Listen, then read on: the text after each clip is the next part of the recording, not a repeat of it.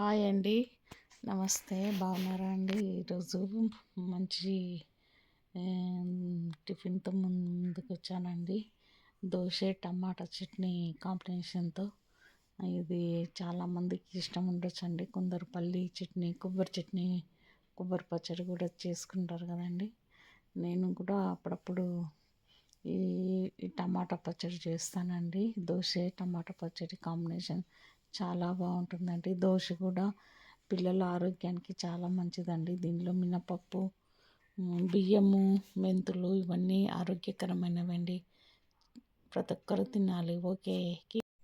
అలాగే ఈ దోశ తక్కువ ఆయిల్ తోటి, ఇష్టం ఉంటే నెయ్యితోటి కూడా మనము చేసుకోవచ్చండి. సైడ్కు ఆనియన్స్, ఇంకా క్యారెట్ కూడా పెట్టుకొని తినొచ్చండి. చాలా బాగుంటుంది. మినపప్పు అనేది పిల్లల ఆరోగ్యానికి, మన పెద్దలకు కూడా చాలా మంచిదండి.